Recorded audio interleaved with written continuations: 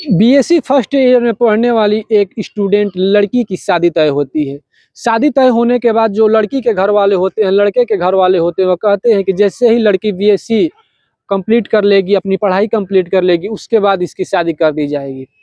अब जिस लड़की से शादी तय होती है, वो लड़के का आचरण ठीक नहीं होता। वो आए दिन शराब पीकर उस लड़की के घर पे जा धमकता था और जाने के बाद उस लड़की से मारपीट करता था, उस लड़की के घर वालों से मारपीट करता था।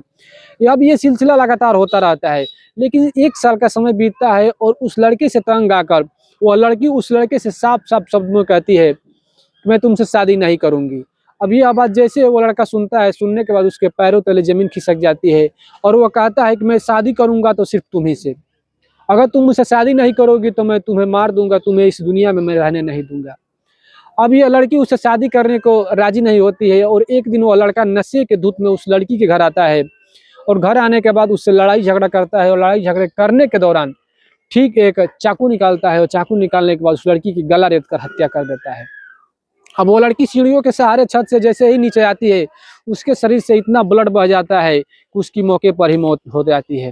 तो नमस्कार, आप देख रहे हैं फ्यूचर तक क्राइम और मैं दयाशंकर बिन। तो बने रहिए हमारे इस वीडियो में, हम आपको इस पूरे क्राइम की और कत्ल की कहानी विस्तार से बताएंगे। आज जो मैं आपको ये सच्ची घटना बताने जा रहा हूँ, ये उत्तर प्रदेश के लखनऊ के धर्मावत खेड़ा की है। इसी धर्मावत खेड़ा गांव में एक बेहद ही छोटा परिवार आता था, जिसमें एक महिला होती है जिसका नाम होता है पूनम और उसकी एक बेटी होती है जिसका नाम होता है प्रियांशी और दूसरी बेटी का नाम होता है महक। जो बड़ी बेटी होती है उसकी उम्र होती है लगभग 19 वर्ष और जो छोटी बेटी होती है उसकी उम्र होती है लगभग 15 वर्ष। अब जो बड़ी बेटी होती है वो बीएससी फर्स्ट ईयर की छात्रा होती है और जो छोटी बेटी होती है वह 10th क्लास में पढ़ती है। क्योंकि उस जो लड़की की माँ होती है वह लखनऊ के ही पीजीआई कॉलेज में, पीजीआई अस्पताल में एक प्राइवेट नौकरी करती है और नौकरी करने के दौरान अपने इन दोनों बच्चियों को पढ़ाती लिखाती है, उनका जैसे तैसे गुजारा करती है। यह एक रोज जो प्रियांशी होती है यह अपने रिलेशन में अपने रिश्तेदारों के पास जाती है, एक फंक्शन पार्टी होती है और उसी फंक्शन में एक लड़के से उसकी मुलाकात होती है, जिस लड़के का नाम होता है आलोक।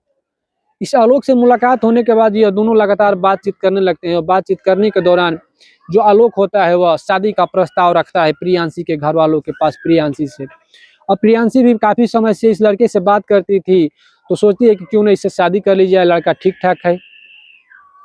अब इस शादी के प्रस्ताव को प्रियांशी और प्रियांशी के घर वाले भी तैयार हो जाते हैं। तैयार होने के बाद उस लड़के से शादी की डेट फिक्स कर देते हैं। अब डेट फिक्स करने के बाद घर वाले भी छुट्टा छोड़ देते हैं कि चलो उसी से शादी होगी, उसी से तुम बात करो या जो मर्जी में करो। अब जो आलोक होता है वो लगातार आए दिन उस जो प्रियांशी होती है उससे बात करता है। बात करने के दौरान अक्सर इन दोनों के बीच में झगड़े भी होते थे, कभी मनमुटाव भी होता था, रोना धोना सब चलता रहता था। लेकिन आलोक की इतनी दबंगई बढ़ जाती है, वो इतना उसका मन बढ़ जाता है, आलोक अक्सर महीने में कई बार दारू के नशे में धुत हुआ प्रियांशी के घर पे जाता और घर पे जाने के बाद प्रियांशी से झगड़ा करता और उस प्रियांशी की माँ जिसका नाम पूनम होता है, ये आए दिन उन सभी परिवार वालों के साथ झगड़ा करता, झगड़ा करने के बाद वहां से निकल जाता। अब ये आलोक होता हुआ इन लोगों को इतना टॉर्चर करता है कि ये लोग उससे परेशान हो जाते हैं और परेशान होने के पश्चात जो प्रियांशी होती है उस लड़के से कहती है कि मैं तुमसे शादी नहीं करूंगी। जब वो लड़का यह सुनता है तो वह राजी नहीं होता है, कहता है कि मैं जब भी शादी करूंगा सिर्फ तुमसे ही शादी करूंगा, नहीं तो तुम्हें किसी दूसरे की होने नहीं दूंगा। अभी इनके बीच इतना तनाव बढ़ जाता है, इतना मनमुटाव हो जाता है कि आए दिन इनका फोन पर और भी झगड़े का सिलसिला बढ़ जाता है। लेकिन एक दिन ठीक मौका देखकर जो आलोक होता है वही 23 नवंबर 2025 दिन रविवार को उसी धर्मावत खेड़ा गांव में आता है। आने के बाद वो सेकेंड फ्लोर पर जाता है और जाने के बाद अपनी जो उसकी मंगेतर होती है, जिससे शादी तय रही होती है प्रियांशी, उससे झगड़ा करने लगता है। झगड़ा करने के दौरान वो अचानक चाकू निकालता है, चाकू निकाल कर उसकी गला रेत कर वहां मौके से फरार हो जाता है।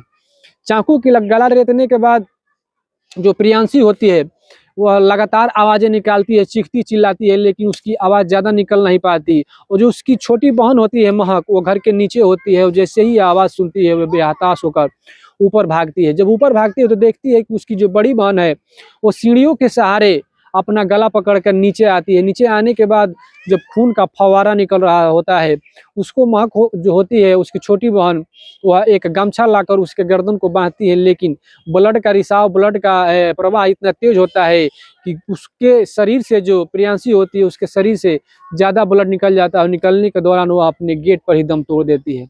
और दम तोड़ने के बाद उस लड़का मौके से जो बुलेट से आया था, बुलेट उठाता है, फरार हो जाता है। फरार होने के बाद पुलिस को सूचना दी जाती है। पुलिस को सूचना देने के बाद उसके घर वालों से पूछताछ होती है। पूछताछ में खुलासा होता है कि जो कत्ल किया है इसी लड़की का जो होने वाला पति था, जिसके कुछ दिन पहले इस लड़की से शादी तय हुई थी।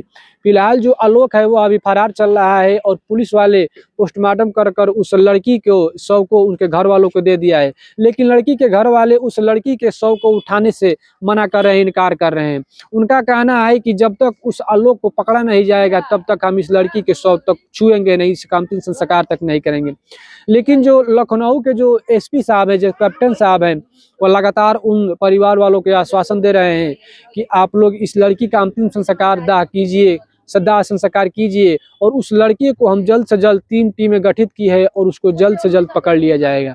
तो आज की कहानी में, आज की क्राइम की खबर में बस इतना ही। और ऐसे ही खबर देखने के लिए, ऐसे ही क्राइम की कहानी देखने के लिए हमारे चैनल से जुड़े रहिए। और हाँ, कमेंट सेक्शन में आप हमें जरूर बताएं कि यह कहानी, हमारी खबर आपको कैसी लगी, क्योंकि आपका एक एक कमेंट, आपका एक एक जवाब हमें प्रमोट करता है और डिमोट करता है कि हमारी कहानी कैसी लगी, आपको कैसी नहीं लग रही है।